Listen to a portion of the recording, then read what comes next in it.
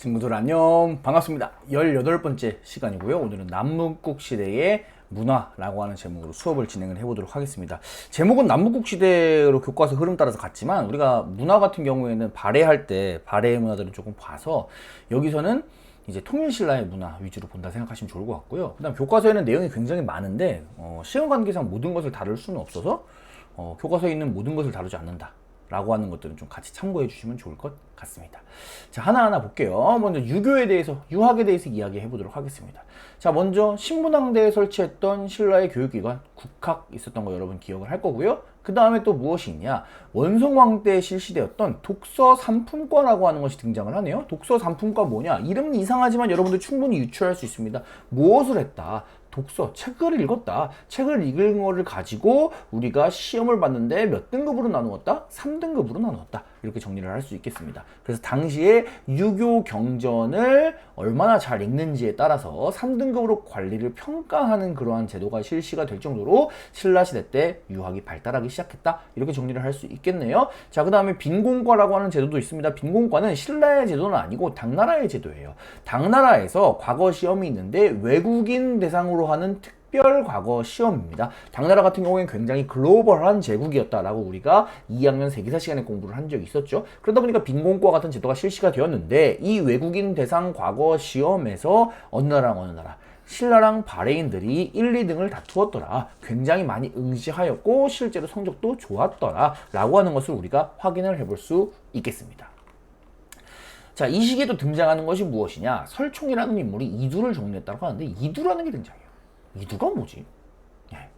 자, 이두라고 하는 것은 우리나라 글이 없을 때 우리가 한자를 빌려서 썼잖아요. 그죠? 이 한자를 활용해서 우리나라 말을 적으려고 하는 노력이에요. 자, 무슨 말이냐?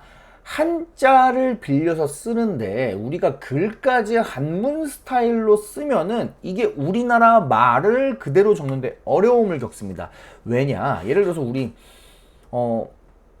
I love you를 한국말로 뭐예요? 아니, 중국말로 뭐라 그래요? 워아인이라고 하죠. 이 워아인이 중국식으로 써본 거는 뭐예요?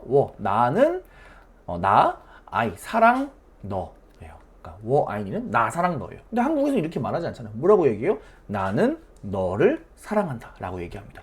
두 가지 큰 차이가 있어요. 뭐가 있냐? 일단 어순이 달라요. 나, 사랑, 너. 나는 너를 사랑한다. 그 다음에 두 번째 조사, 나는 너를 사랑한다 라고 이야기를 하잖아요. 그래서 그러한 부분들을 우리가 한자를 빌리되 한문이 아니라 우리나라 스타일로 적어보려고 노력을 하는 거예요. 그것이 바로 이두가 되겠습니다. 자, 그래서 우리가 이두로 만약에 나는 너를 사랑한다를 쓰면 어떻게 되냐, 나, 그 다음에 는은 이제 뜻은 아니지만 발음을 빌려와서 우리나라 조사로 쓴 거예요. 너를, 이것도 역시 조사로 사용한 겁니다. 그 다음에 사랑한다 라고 얘기를 해가지고 이제 한자를 활용해서 글을 쓰되 그 말의 어순과 조사 같은 거를 우리나라 스타일로 해서 우리나라 사람들이 쉽게 우리말을 적을 수 있게 노력한 체제가 이두다. 이렇게 정리를 해주시면 되겠습니다. 그래서 세종대왕이 한글을 발명하기 전까지는 순한문을 사용할 때도 있고요. 그 다음에 이두를 사용할 때도 있고요. 그래서 여러 가지 다양한 방법으로 우리가 우리말을 적으려고 노력을 했다. 이렇게 정리해 주시면 좋겠습니다. 물론 이제 한글이 생기면 더 이상 이제 우리 사회에서는 그런 것들이 필요가 없겠지만 그 이전까지도 우리가 꾸준히 우리 말을 적으려고 노력했다. 이런 것도 우리가 신라의 문화하면서 같이 정리해 주면 좋겠습니다. 자, 유학을 살펴보았다면 이제 불교로 넘어가도록 하겠습니다. 자, 불교라고 하는 종교는 우리나라에서 굉장히 오랜 기간 백성들이 가장 사랑했던 종교로서 자리를 해왔기 때문에 우리가 시대에 따라서 유명한 스님들이나 불교 사상들에 대해서 조금 알아야 돼요. 그 중에 우리가 통일신라 하면은 두 명을 이야기를 할 수 있을 것 같습니다. 바로 원효와 의상이에요. 잘 기억을 해두시기 바랍니다. 자, 원효 이야기를 선생님 먼저 한번 해보도록 하겠습니다. 아는 친구들도 있을 거예요. 해골물 이야기 워낙 유명하죠. 자, 원효대사랑 의상대사가 둘이 말하자면 친구 같은 거예요. 둘이 같이 신라에서 공부를 하다가 부족한 부분이 있어요. 아, 우리 신라에서 불교 공부하니까 부족하다. 더 불교가 발달한 당나라로 가서 직접 한번 인도에서 수입된 그런 당나라 불교 공부를 해보자 라고 해서 둘이 당나라로 길을 떠납니다. 그래서 유학길을 떠났는데 가다가 보니까 어느 날 산속에서 어두워져 버린 거예요. 그래서 산에서 자야 되는 상황이 찾아왔는데 이렇게 주변을 둘러보니까 다행히도 다 무너져 가긴 하지만 어쨌든 빈집이 있었던 겁니다. 그래서 이 빈집에서 의상이랑 원효가 잠을 자는데 원효 대사가 중간에 잠을 자다가 목이 말라서 깼어요. 다행히 머리맡에 웬 바가지가 있었고 바가지에 물이 고여있네요. 그래서 시원하게 이 냉수를 마시면서 캬 하면서 시원하구만 하고 잠이 들었습니다. 근데 문제는 다음날 아침이에요. 다음날 아침에 일어나 보니까 원효랑 의상이 잠을 잤던 이 집, 사실은 집이 아니라 무너져가지고 반쯤 패여 있었던 무덤이었던 겁니다. 뭐 굴식 돌빵 무덤 이런 거였겠죠? 예. 그리고 원효가 시원하게 마셨던 바가지, 이거 바가지가 아니라 뭐예요? 해골 바가지에 고여있던 썩은 물이었던 거예요. 그래서 원효가 우엑 하면서 막 토를 했습니다. 근데 이 토를 하다가 갑자기 머릿속에 띵 하고 지나간 거예요. 뭐가 지나갔느냐? 지금 원효가 밤에 마신 물과 아침에 토할 때의 그 물 사이에는 차이가 있어요, 없어요? 그 물의 성질이 바뀌었어요, 안 바뀌었어요? 안 바뀌었죠. 바뀐 것은 오직 뭐다? 그 물에 대한 원효의 마음인 거예요. 원효가 그것을 시원한 물이라고 생각하면서 먹었을 때는 굉장히 시원하고 달콤하고 맛있었는데, 아, 이게 해골바가지 물이잖아 라고 생각하는 순간 이거는 썩은 물 되고 으악하게 되는 거예요. 네. 내가 토를 할 거였으면 어제 토했지. 내가 맛있었을 거면 오늘도 맛있지. 왜 이게 달라지냐? 결국에 원효는 뭐라고 얘기하냐? 모든 것은 어디 달려있다? 오직 하나의 마음에 달려있다. 그래서 우리는 이것을 무엇이라고 부르나? 일심사상이라고 부릅니다. 모든 것은 오직 하나의 마음에서부터 출발한다 라고 하는 것이 일심사상입니다. 그렇게 해서 원효가 깨달음을 얻게 돼요. 그리고 원효는 그 자리에서 의상에게 이야기를 합니다. 나는 당나라로 갈 필요가 없다. 나는 이미 불교에서 말하는 깨달음을 얻었다 라고 하면서 길을 돌려서 신라로 돌아오게 됩니다. 자, 그리고 원효의 이 일심사상 조금만 더 살펴보면은 모든 것은 전부 다 하나의 마음에서 나오기 때문에 이 다른 여러 가지 것들이 서로 다툴 필요가 있다 없다? 없다라고 이야기를 합니다. 그래서 우리는 원효의 사상을 또 뭐라고 얘기하느냐? 화쟁사상이라고 이야기도 합니다. 화쟁, 싸움을 화해시킨다. 이렇게 하면 될 것 같습니다. 자, 모든 것은 마음에서 출발하는 거기 때문에 부처님의 말씀 또한 어려운 교리나 어려운 경전에서 출발하는 것이 아니다 라고 이야기를 했습니다. 결국에 원효는 뭐라고 이야기를 했냐? 누구나 나무아미타불을 열심히 외우면, 나무아미타불은 나는 부처님을 믿습니다 라고 하는 뜻이에요. 나는 부처님을 믿습니다, 나는 부처님을 믿습니다만 열심히 하면 누구나 다 극락정토에 갈 수 있다. 극락정토는 쉽게 이야기하자면 불교 버전 천국이라고 생각하면 됩니다. 누구나 부처님을 믿는다는 마음만 열심히 가지면 누구나 다 천국에 갈 수 있다 라고 이야기하면서 모든 사람, 다양한 사람들 전부 다 불교를 받아들일 수 있겠죠. 어려운 게 아니니까요. 그러다 보니까 이 불교의 대중화를 이끌어내는데 큰 노력을, 큰 성과를 가지고 왔고요. 이것뿐만 아닙니다. 자, 원효 같은 경우에는 신분으로 따지면 육두품 정도 된다고 해요. 그러니까 상당한 귀족이었죠. 그런데 불교의 대중화를 위해서 어떤 일까지 하냐? 불교 노래를 만들고요. 시장에서 우스꽝스러운 복장을 하고 막 북을 막 두들기면서 막 사람들한테 노래를 알려주고 포교를 한 그러한 일화까지 있습니다. 그래서 신라 사람들에게 불교를 널리 알리는 것을 최대의 목적으로 했던 일심사상과 화쟁사상을 가지고 있는 원효대사 잘 기억을 해주시기 바랍니다. 모든 것은 마음에서 나온다. 자, 그 다음 의상입니다. 의상은 외롭게 혼자 당나라로 유학을 갔을 거예요. 자, 그리고 당나라에서 공부를 하고 돌아옵니다. 당나라에서 당시에 유행하던 화엄사상이라고 하는 사상을 수용을 하는데요. 이것이 무엇인지까지 정확하게 알 필요는 없을 것 같아요. 중학생 수준에서만 정리를 하면은 화엄사상은 이렇게 정리할 수 있습니다. 하나가 전체고 전체가 하나다. 내가 여러분이고 여러분이 나다. 모든 것은 우리가 서로 다 연결되어 있다. 모든 존재는 서로가 의존하기 때문에 우리는 뭘 할 수 있다? 조화를 이룰 수 있다 라고 이야기했던 것이 화엄사상이에요. 당시 시대적 분위기를 살펴보자고요. 통일신라기 때문에 고구려 백제 신라가 이제 하나로 합쳐져야 되는 그러한 통합의 시대였어요. 그러한 시대적 분위기 속에서 통일신라의 사회 통합에 기여할 수 있었던 것이 의상의 화엄사상이다. 정리를 해줄 수가 있겠네요. 자, 의상대사 같은 경우에는 또 역시나 불교의 대중화를 위해서 노력을 합니다. 그런데 어떤 식으로 대중화를 위해 노력을 했냐면 이 사람 같은 경우에는 다양한 사찰을 많이 동네 돌아다니면서 신라 곳곳에다가 건설을 하게 됩니다. 그래서 신라의 불교를 좀 더 확대를 했지요. 굉장히 유명한 절들이 많습니다. 강원도 양양에 있는 낙산사, 그 다음에 경상도 영주에 있는 부석사 같이 우리나라의 이름난 절들을 의상이 세웠다라고 하는 전설이 많이 내려오고 있고요. 실제로 부석사에 가보면은 의상대사가 꾹 집었다라고 하는 지팡이가 나무가 되어가지고 아직까지도 그 건물 앞에 서 있다라고 하는 그런 전설이 내려오고 있습니다. 그래서 여러분이 나중에 우리나라 이곳저곳 돌아다니다가 절 같은 데 가보면은 의상대사가 세운 절이 상당히 많다, 이런 것들을 확인할 수 있을 것 같습니다. 자, 다음에는 문화유산으로 넘어가 보도록 하겠습니다. 자, 먼저 불국사 보겠습니다. 통일신라의 가장 대표적인 불교 문화유산이지요. 유네스코 세계 문화유산이기도 하고요. 그래서 굉장히 멋있다. 아주 멋있네요. 좋습니다.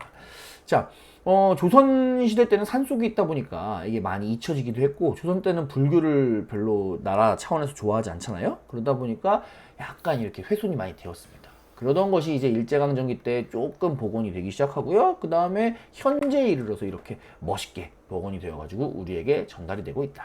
근데 사실 완벽하게 복원이 된 건 아닙니다. 자, 보게 되면은 우리가 들어가게 되는 계단이 있죠. 계단이 굉장히 멋있게 생겼어요. 이 계단 자체만으로도 문화재입니다.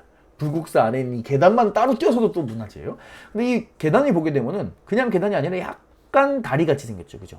브릿지 같이 생겼죠. 왜 그러냐면은 기록에 따르면 여기가 약간 옛날에는 물이 있었을 것이다, 이렇게 추정이 된다고 해요. 근데 이런 물은 아직은 복원이 안 됐죠.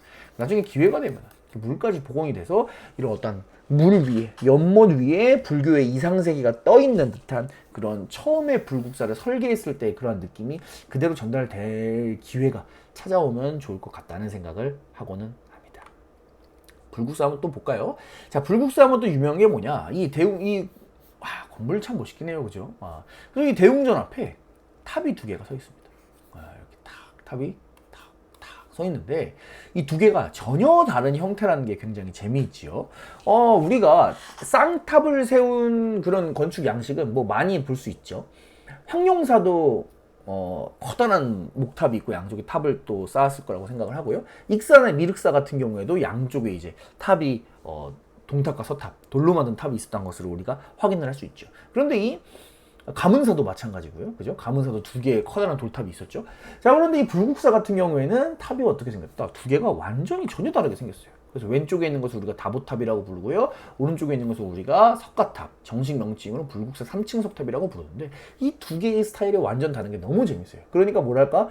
비대칭에서 오는 대칭의 느낌? 불균형에서 오는 균형적인 느낌? 이런 미적 감각을 여러분들이 이해를 할 수 있어야 되는 거예요. 네. 재밌지 않나요? 네. 보게 되면 굉장히 화려하고요. 굉장히 수수한 느낌을 우리가 확인을 할 수 있습니다. 특히 불국사 상층 석탑 같은 경우에는 우리가 전형적인 통일신라의 석탑 양식이다. 비례와 균형을 갖추었다. 이렇게 얘기를 합니다. 굉장히 심플하긴 하지만 그렇다 그래서 뭔가 부족하지도 않고 그렇다 그래서 뭔가 과하지도 않고 딱 적당한 어떠한 비례와 균형을 가지고 있는 탑이다. 이렇게 우리가 정리를 하고 올 수 있어서 통일신라 시대의 석탑 양식이 불국사 3층 석탑에 이르러서 완성되었다라고 우리가 이야기를 하고는 합니다. 그래서 두 개의 탑 잘 기억을 해주시기 바라고요. 또 재밌는 거는 이 불국사 3층 석탑에서 1966년에 무엇이 발견됐냐? 1966년에 이 불국사 3층 석탑을 도굴 하려고 하는 시도가 있었습니다. 왜냐면 이 탑 안에는 보물 같은 것들이 들어있거든요. 근데 이게 뭐 결과적으로는 실패가 끝나는데 이 과정에서 탑이 뒤틀려요. 그래서 이거를 보수하기 위한 보수공사를 하려다 보니까 이 안에서 웬 박스가 발견됩니다. 그래서 이 박스를 보니까 뭐 이거 자체도 굉장한 문화재인데 뭐가 들어있었냐? 두루마리가 들어있어요. 이 두루마리를 돌돌돌돌돌 펴보니까 뭐가 나왔냐? 바로 무구정광 대다란이경이라고 하는 불경이 나왔습니다. 근데 이 무구정광 대다란이경이 뭐가 중요하냐? 바로 전 세계에 현존하는, 실제로 전하는 가장 오래된 목판 인쇄 물입니다. 자, 우리가 인쇄라고 하는 것, 옛날에는 책을 만들 때 사람이 일일이 손으로 썼을 겁니다. 그러다가 이제 기술이 발달해서 이걸 인쇄하려고 하면 처음엔 어떻게 했냐? 나무 판때기에다가 일일이 글자를 새겨요. 그리고 그거를 도장 찍듯이 잉크를 발라서 찍어냈을 겁니다. 이게 나무로 만든 판때기 인쇄라고 해서 목판 인쇄예요. 가장 초창기의 인쇄 기술이죠. 그런데 목판 인쇄 자체는 전 세계적으로 많이 했을 거예요. 그런데 남아있는 목판으로 찍어낸 인쇄물 중에 가장 오랫동안 현재까지 보존되어 있는 인쇄물이 바로 우리나라 불국사 3층 석탑에서 발견된 무구정광 대다란이경이다. 이렇게 우리가 정리를 할 수 있겠네요. 나중에 보겠지만 우리 목판 인쇄가 더욱더 발전하게 되면 이제 금속을 활용한 금속 활자, 활판 인쇄 이런 걸로 발전하게 되거든요. 근데 이 금속 활자도 전 세계에서 가장 먼저 발전시켰던 나라가 우리나라 되겠습니다. 그러니까 우리나라가 인쇄에 대해서는 이 상당한 월드 클래스다 이렇게 생각해 주시면 좋을 것 같아요. 그래서 무적은 대단한 경. 어떻게 발견됐을까요? 참 신기하네요. 잘 기억을 해주시기 바랍니다. 자, 우리가 불국사 보았다면은 석굴암도 보아야겠죠. 통일신라 시기에 마찬가지로 가장 대표적인 불교 문화 유산이고요. 유네스코 세계 문화 유산입니다. 자, 석굴암 같은 경우에는 인공적으로 석굴을 만들고요. 거기다가 부처님을 모신 인공 석굴 사원이에요.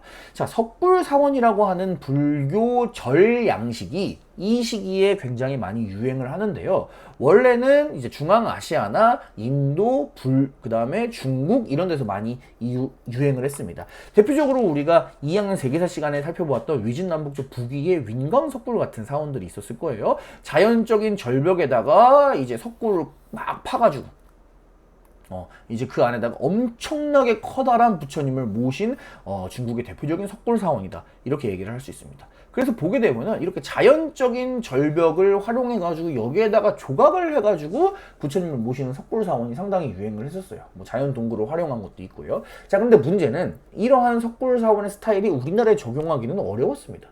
왜냐? 자, 북위의 윈광석굴 같은 경우에는 이 베이스가 뭐냐? 사암이에요.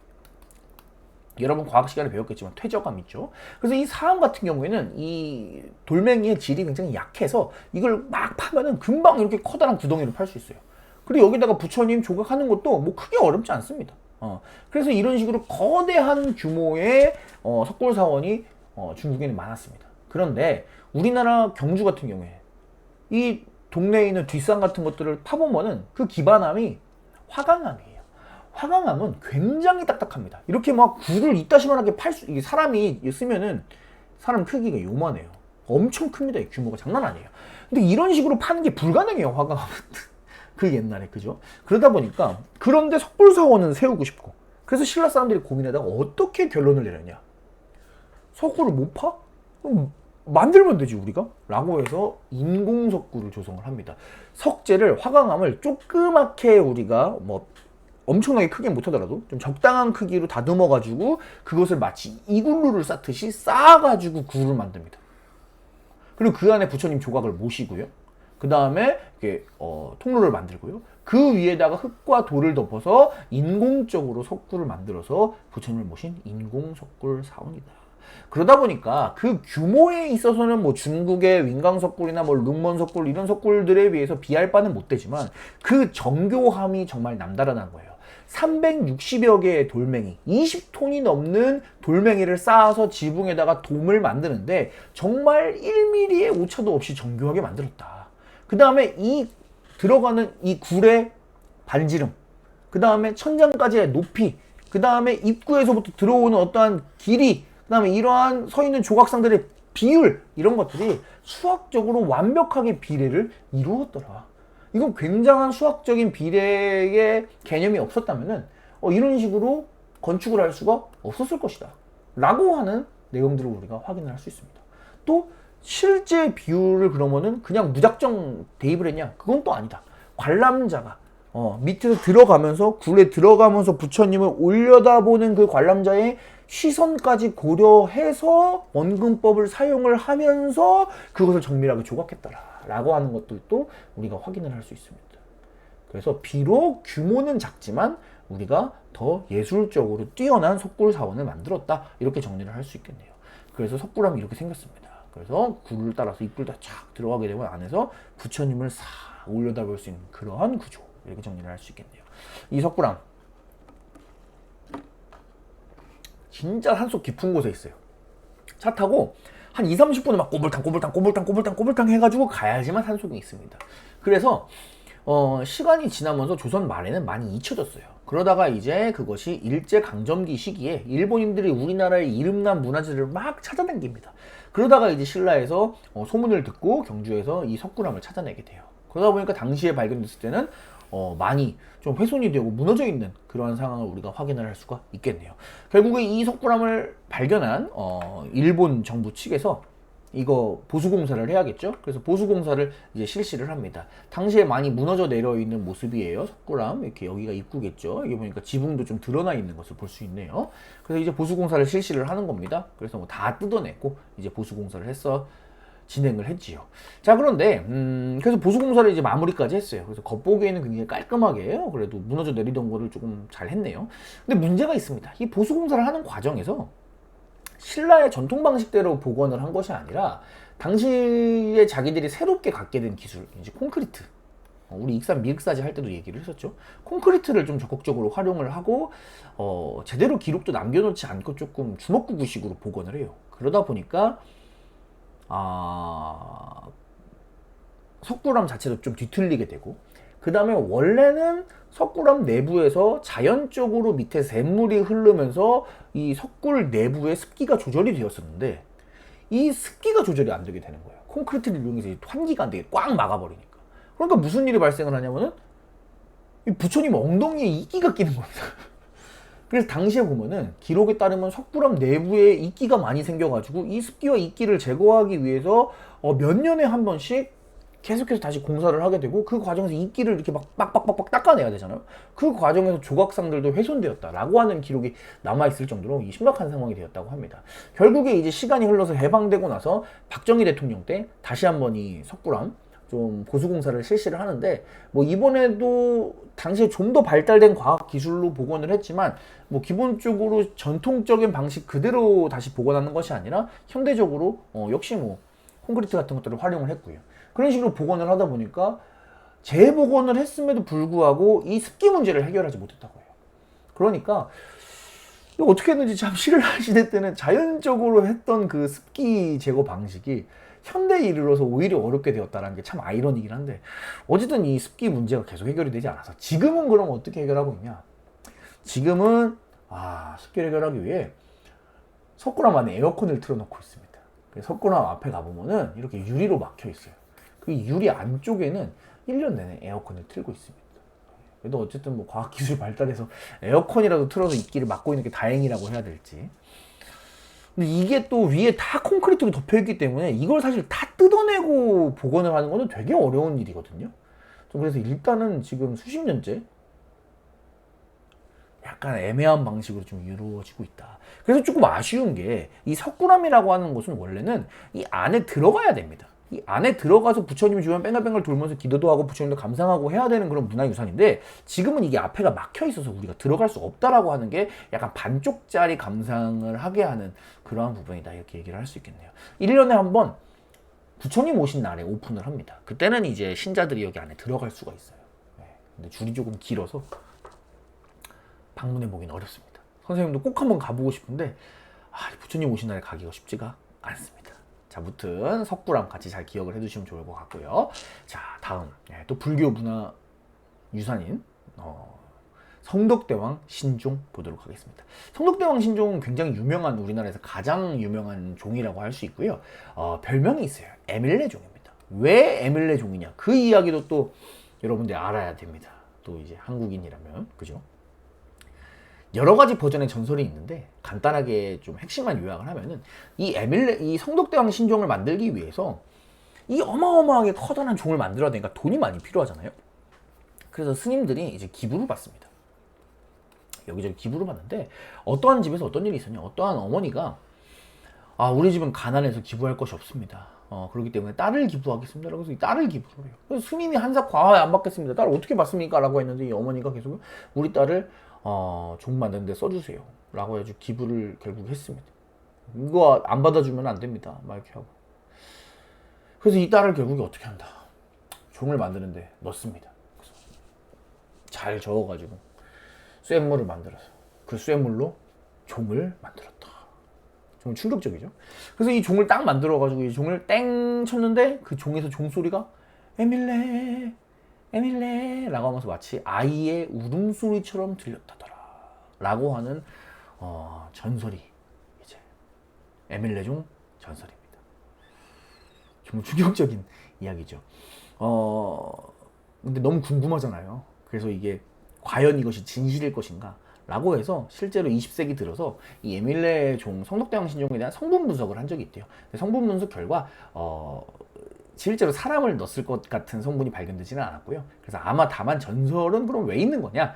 아마 그만큼 많은 신라 사람들이 이 성덕대왕 신종을 만드는데 참여를 하고 노력을 했다라고 하는 내용일 거라고 이제 추정을 하고 있습니다. 사실 생명을 소중히 하는 불교에서 이렇게 넣는다는 게 말이 안 되잖아요. 그죠? 네, 좋습니다. 어쨌든 이 성덕대왕 신좀 자세히 살펴볼게요. 디자인을. 굉장히 이게 큽니다. 여러분 이 옆에 서면은 여러분 한 이 정도 사이즈밖에 안 돼요. 네, 어마어마하게 큰 종이에요. 근데 이 어마어마하게 큰 종이 굉장히 디테일함이 살아있다. 이런 그림들 보세요. 여기 좀도 종 아래에 보면은 이렇게 싹 이런 그런 것들 모습들 좋죠. 근데 위에 있는 이 조각도 예사롭지 않네요. 용 어때요? 용이 이 종을 들고 딱 일어나려고 하는 그 찰나, 이 용의 이 등이 휘어져가지고 이 다리의 힘 보이나요? 싹 일어나려고 하는 그런, 이 종을 짊어지고 일어나려고 하는 그런 용의 모습, 이런 것들 아주 참 멋이 있네요. 자, 우리나라 중에도 특징적인 부분이 있는데 이게 있습니다. 이게 뭐냐면은 음통 혹은 음관이라고 불리는 겁니다. 뭐냐면은 이게 관인데요. 이게 안에가 뻥 뚫려 있어요. 그래서 여기 안으로 공기가 통합니다. 자, 이것은 어떨 때 쓰는 거냐? 이게 사실 이 불교 종이라고 하는 거는 중국에도 있고 일본에도 있습니다. 그런데 이 음통과 음관을 가진 종은 우리나라밖에 없어요. 이게 어떨 때 쓰이는 거냐? 여러분 과학 시간에 배우겠지만 이 소리라고 하는 건 파동이죠. 그래서 종이 막대 여기 띵 치게 되면 안에서 막 파동이 이렇게 일어나게 됩니다. 그죠? 근데 이 파동 속에서 이 음통을 통해서 미세한 파동이 이제 빠져나가게 되는데, 그게 이제 어떤 효과를 가져오냐면은 이 소리, 종소리의 잡음을 없애주고 종소리가 굉장히 은은하게 길게 나아가게 하는 어떠한 음향학적인 그런 효과가 있다라고 이야기를 합니다. 선생님 음향학에 대해서 자세히는 몰라서 정확하게는 모르지만 그렇다라고 하는 연구 결과가 있습니다. 상당히 신기하죠. 자, 그럼 이게 기능적인 효과만 있냐? 아니에요. 상징적 효과도 있습니다. 자, 보세요.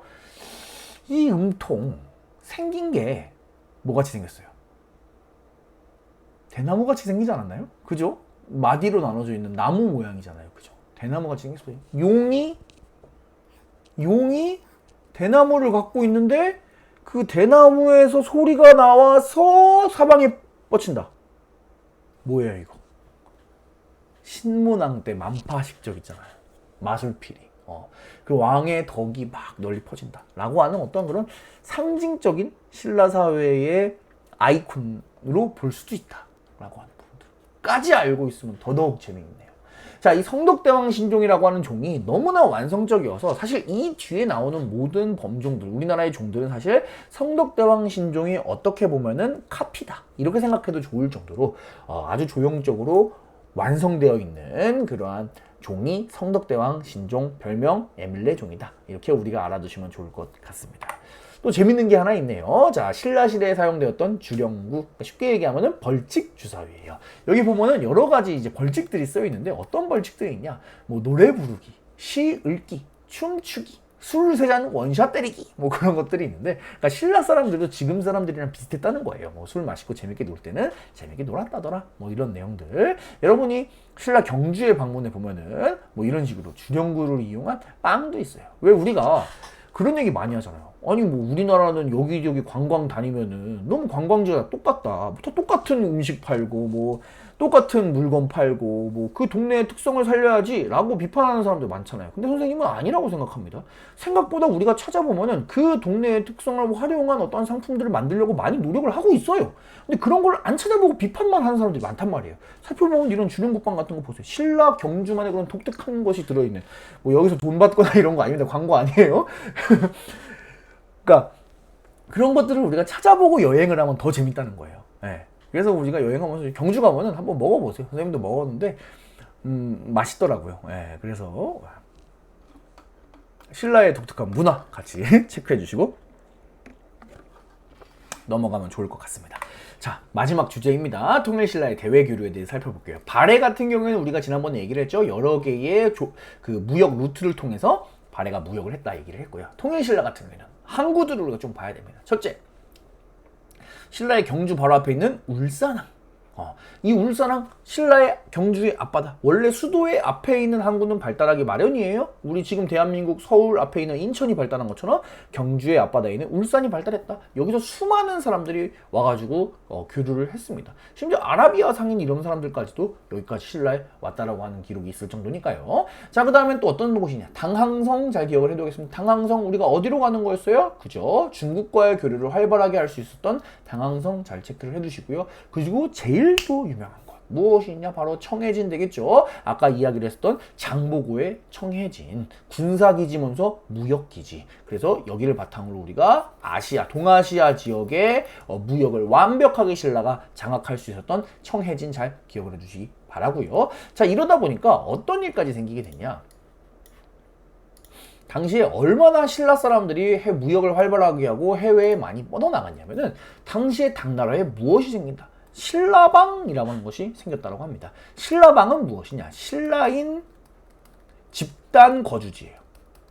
마치 지금 전 세계에 중국인들이 많이 나아가 살잖아요. 그리고 이 중국인들이 몰려 사는 지역을 우리가 보통 차이나타운이라고 불러요.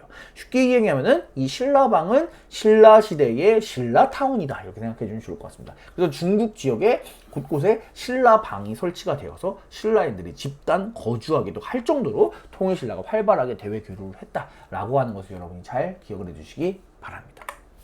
관련된 재미있는 유물이 있습니다. 자, 경주에 가보면은 원성왕, 아까 독서상품과 얘기를 했죠. 원성왕 릉에 가보면 이렇게 왕의 보디가드 조각상이 있어요. 무인석. 근데 이 보디가드 얼굴 한번 볼까요? 신라 사람 아니죠. 그죠? 이게 굉장히 약간 이국적이게 생겼습니다. 서역, 아라비아 출신인 것 같아요. 그래서 우리가 이 무인석만 보더라도 신라와 서역 사이에 어떠한 교류가 있었구나 라고 하는 것을 우리가 확인할 수 있다. 이렇게 정리해 주도록 하겠습니다. 이 시기에 또 대외 교류를 확인할 수 있는 게 무엇이 있냐, 해초라고 하는 스님이 있습니다. 자, 이 스님은 어떤 독특한 특징이 있냐, 무려 이 시기에 세계 일주를 했던 사람입니다. 신라에서 출발해가지고 중국을 거쳐서 동남아시아를 돌아서 인도까지 간 다음에 중앙아시아 지역을 거쳐서 중국까지 돌아왔다 라고 하는 어마어마한 길이의 여행을 했던 사람이 바로 해초 되겠습니다. 그리고 단순히 여행만 한 게 아니라 이 기록을 글로 남겨놓아요. 그리고 이 글의 제목이 무엇이냐, 바로 왕오 천축국전. 천축국이 인도라는 뜻이에요. 그러니까 뭐다, 내가 인도를 갔다 와서 쓴 이야기다, 이런 뜻입니다. 그래서 이러한 이야기가 남아있는 것을 보아서 당시의 신라시대 때 이미 아시아 지역에 세계 일주를 할 정도로 당시의 신라인들이 해외 바깥으로 나가서 활발하게 활약을 했다라고 하는 것을 우리가 정리해 줄 수가 있겠네요. 좋습니다. 오늘은 통일신라 시기의 다양한 문화에 대해서 살펴보았습니다. 그럼 우리는 이제 시대를 건너서 다음 시간에 고려로 돌아보도록 하겠습니다. 친구들 안녕.